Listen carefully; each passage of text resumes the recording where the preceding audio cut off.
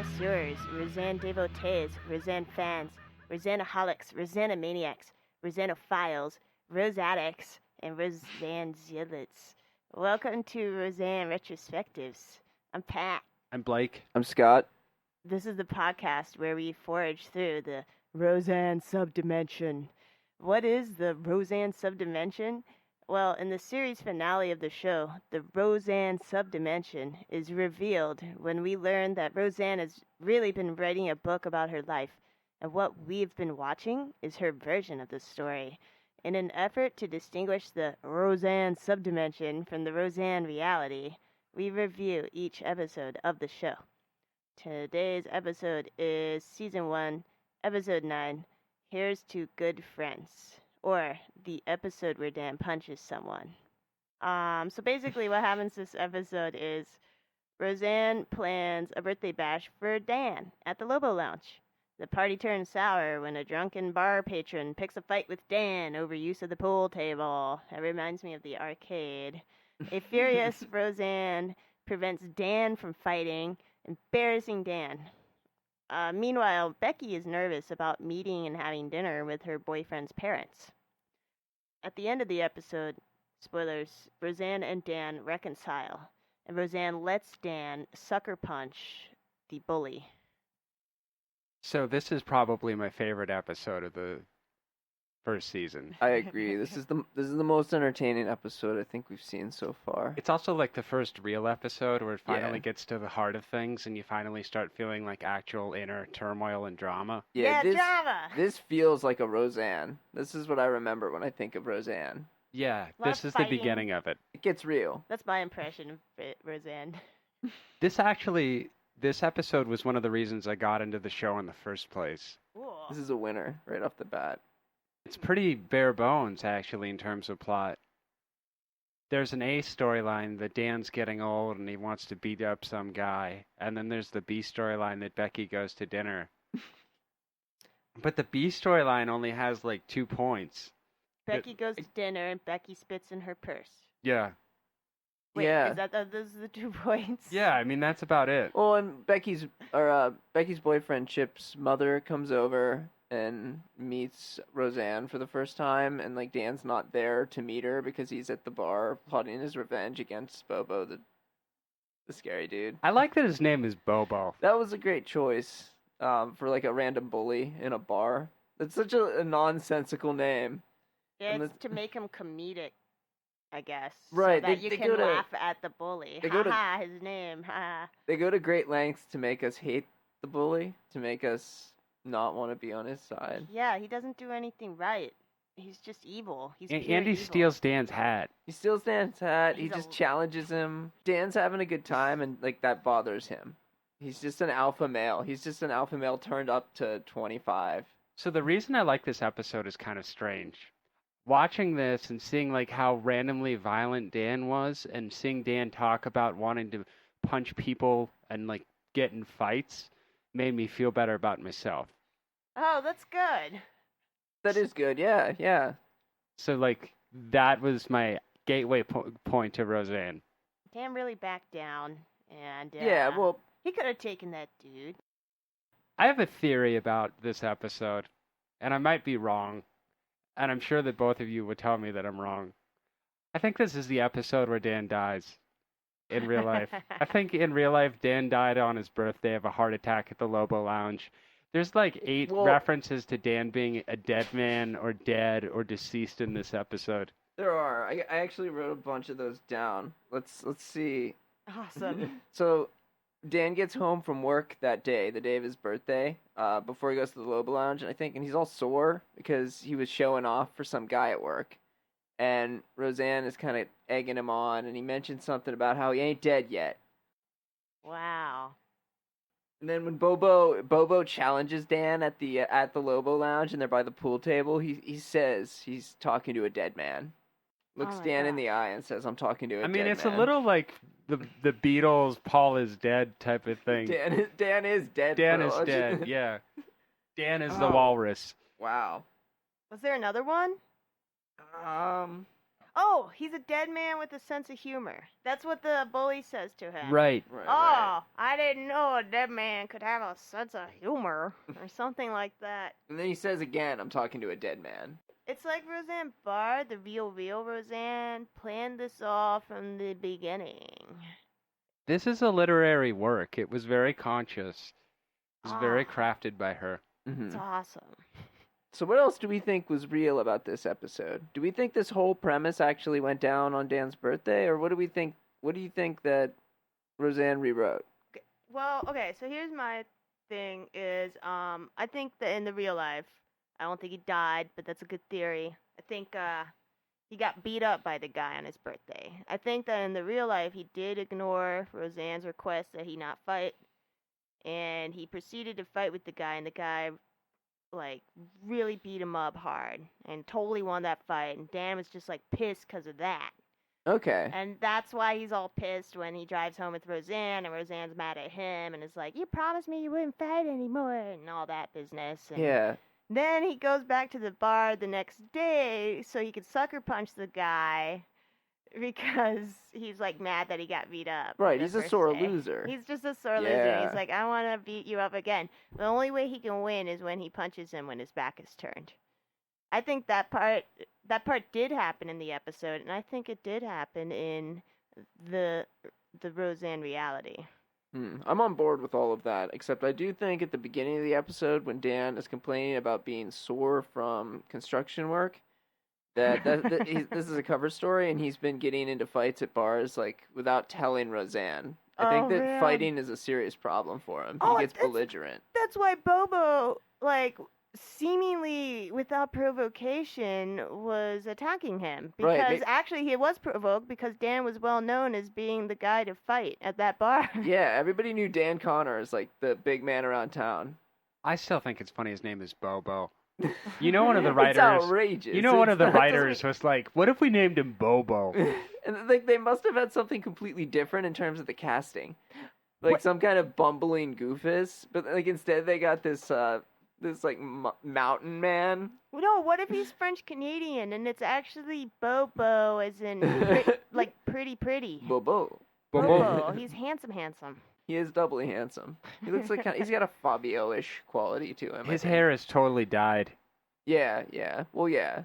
You know what else we haven't talked about? What? Dan gets a gift. Oh yeah, Dan's gift is important. There are two gifts that Dan gets.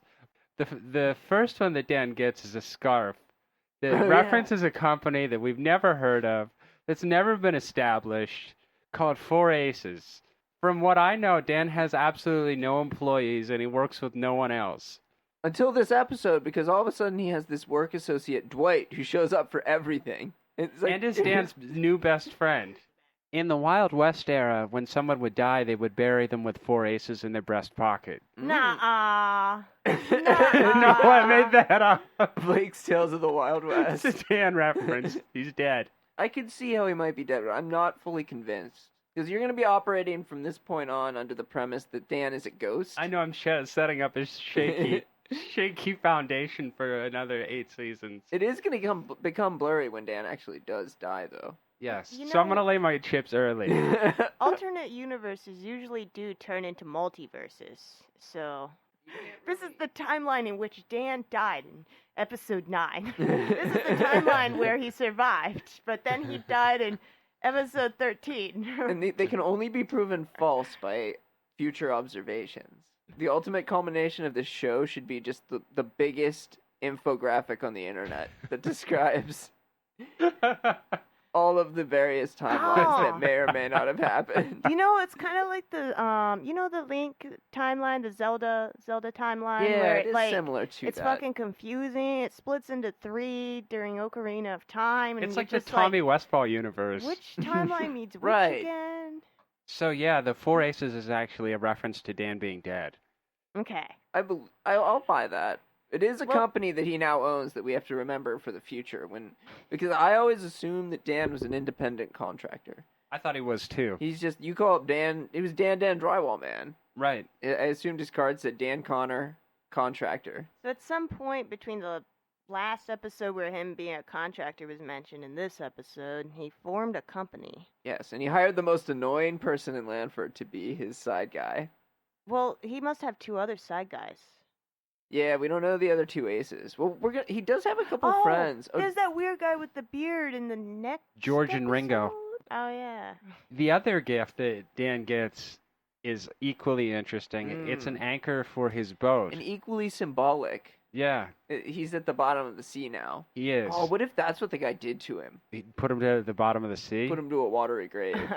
Ah. Oh, so Bobo's actually a murderer.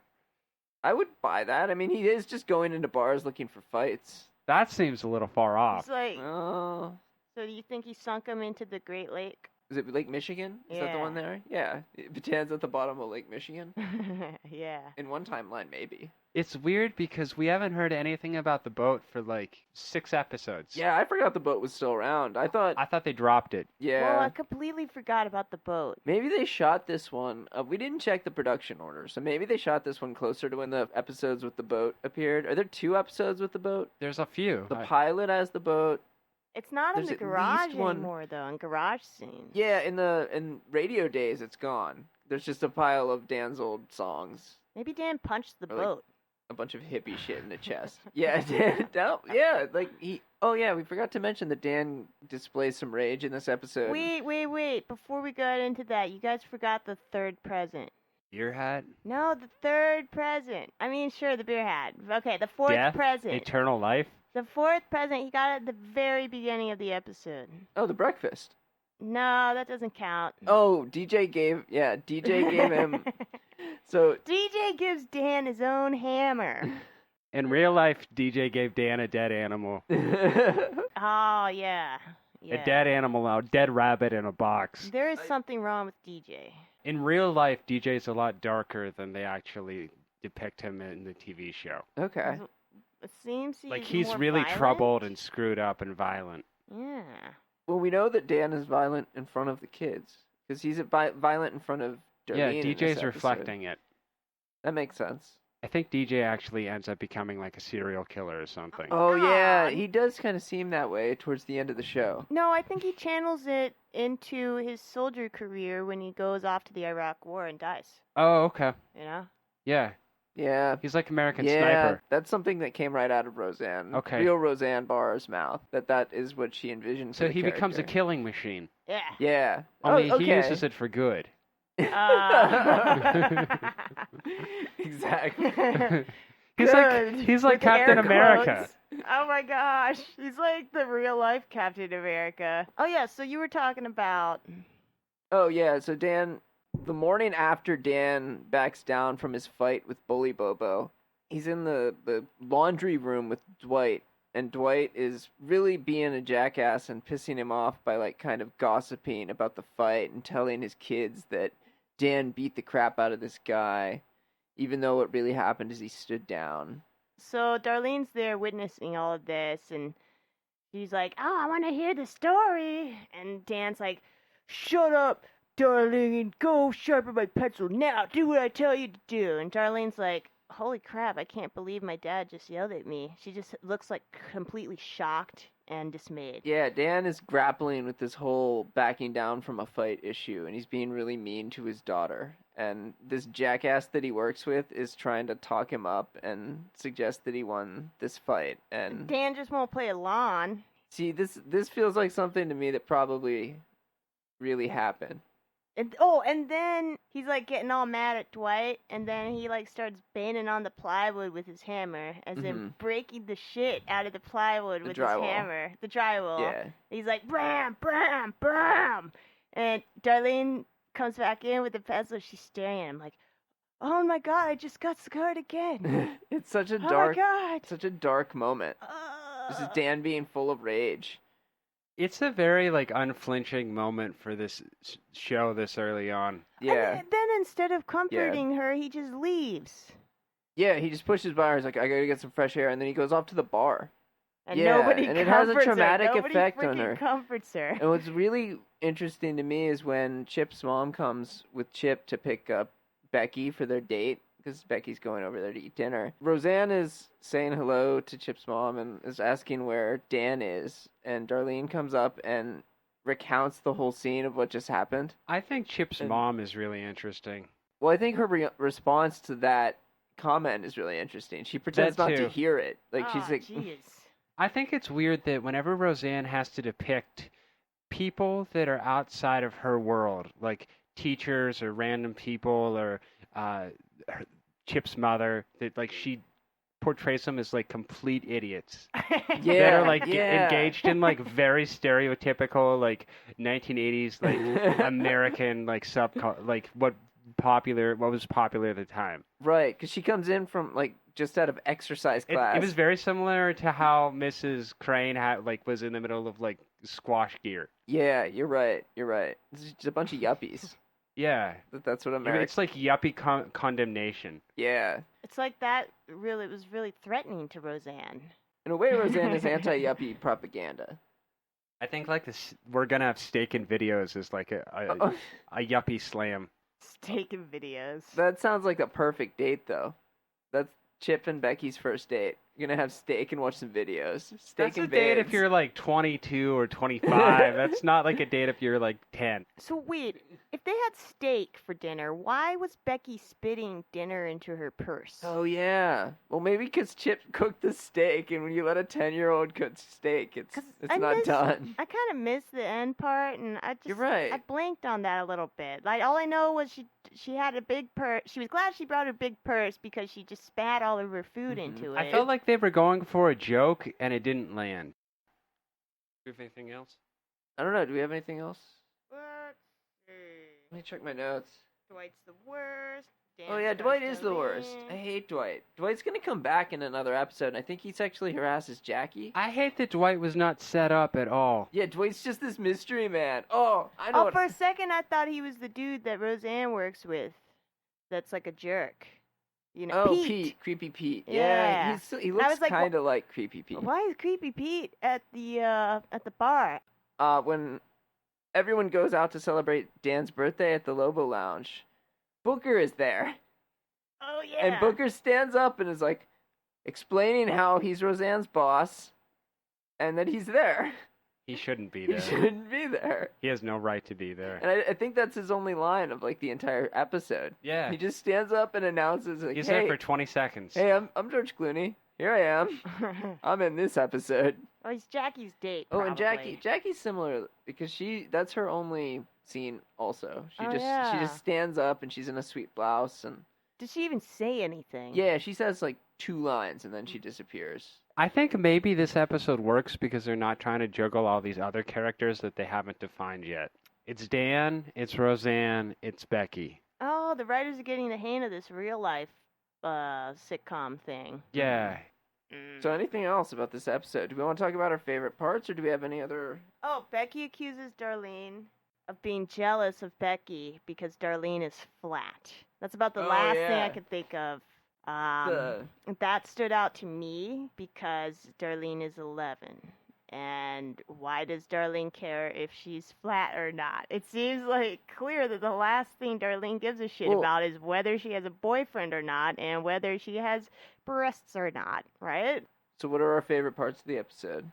I mean, obviously, I'm going to claim Dan sucker punching that guy. Well, why is that your At the favorite end of part? the Is it because of the bar. catharsis about this like jackass getting what's coming to him, or is Oh. it because you know that You like need to explain what happens at the end, I think. I think Just so. in case. Okay, so basically what happens in the episode is Dan, he stood down this guy, and so he has an argument with Roseanne about how he wishes he could have punched the guy, and Roseanne is like, well, you promised me 10 years ago you wouldn't punch anybody. And Dan's like, oh yeah, yeah, that's but this right. guy sucks ass. Oh, boo. So then Dan, after he punches all the drywall, he goes to the bar and he's playing pool. Roseanne leaves to go and find him there at the Lobo Lounge. He's playing pool by himself. Lobo Lounge looks like it's either closing or it's just opening. I think it's too It looks early like in the it's- evening for it to be closing, honestly.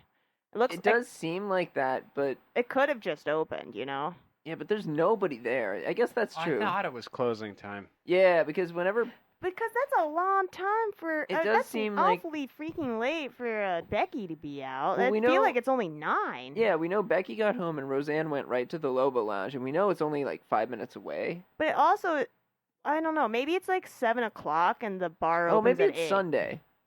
Oh yeah, Because maybe. the episode, maybe Saturday was Dan's birthday. No, Dan worked on his birthday, but he could have worked on a Saturday. Well, maybe, maybe the the bar- bar opens at 8 and it was like it just opened and Becky left at 7 to go to dinner. That could be. Anyway, they're at the bar, nobody's there, tables are all up, or chairs are all up on the tables, and, Roseanne and Dan are having a little heart-to-heart about how Dan was like, couldn't take that guy anyway, so he's glad Roseanne saved him from having to get beat up by the guy. And then the guy walks in, and he's got Dan's beer hat that he left at the bar the last night, and he's like, "Hey, y'all!" And they're all like, "Grrr!" And he's like, "Hey, how do you and your fat wife like my new hat?" That's the first time anybody calls Roseanne fat, which I'm really glad that they don't say that like all the time. Yeah. Because that would just be really gross to watch And that nowadays. the way that they end up depicting it is really gross. It's just like it Yeah. is like the final nail in the coffin for this guy. Like So- you hate him so much the entire episode, and Yeah, it's so all just buildings. Like you want this guy to get punched out. So Dan's like, "Please," to Roseanne, and Roseanne's like, "Okay, just this one time." And then Dan goes and is like, the guy turns around and Dan just punches him. It's like a sucker punch. He just punches Yeah, him and the guy falls and then they flee the bar like cowards. He runs away. He grabs his beer hat, and yeah, the guy So- never saw it coming. So it's the hypocrisy of that scene that is my favorite, because it's like Roseanne didn't care when Dan's honor was besmirched, but if her own honor was besmirched, then fine, Dan can fight. One of the things you brought up when recounting that scene was how when Dan initially almost got into the fight and Roseanne got angry, she made reference to this promise that they had. And at first when she says it, you're like, what the hell? What did she, like, you promised. What did you promise? Like, when did you promise anything, Dan? But Oh, then yeah. she later explains that Dan promised 10 years ago that he would never fight again. And it was revealed that Dan was a fighter. Like, he just got into fights all the time. There's math here that I did that I don't know if either of you noticed. Probably not. They've been married for 15 years. Mm-hmm. This promise was made 10 years ago. Yeah. That means that for 5 years of the marriage, Roseanne was married to this guy that was like out getting in crazy fights all the time. Mm-hmm. In the Roseanne subdimension. And had like a 1-year-old and a 3-year-old at home. I How mean- old are the kids? Those were a wild 5 years. They had a Yeah, shotgun that's a- marriage, well, that- didn't they? No, I don't remember if I they had a I shotgun don't think they were marriage. shotgun. They just got married young. Okay. Yeah, okay. they definitely got married young. They were high school sweethearts. Oh, Yeah, you're they right. just got married young. They didn't have to get shotgunned No. together. And yeah, even like I feel like the first 5 years of their marriage probably happened when they were in like their 20s, so like college age.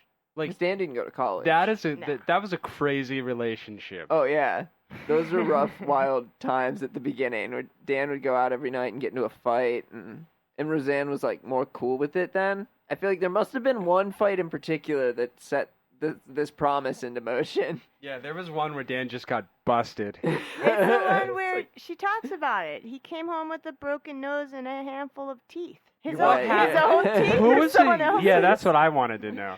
I just get the impression that Dan takes fighting a lot more seriously than the normal guy who gets in a fight at a bar every once in a while. Like I think this is more of an addiction to him. I would just want to know who the last fight was. The fight that started the promise. There isn't a big burly character. Maybe it was his own father. Maybe it was Dwight. Okay, I know, I was going to say, but no way. Dwight's a little weasel. He's a little squirrely motherfucker. He could never do that to Dan. Well, that was my favorite part of the episode. Oh. Blake, what was your favorite part? When DJ gives Dan his hammer in a shoebox. It's like, DJ, what a jerk. Just the what fuck a are you thinking? ridiculous gift. It's not even cute.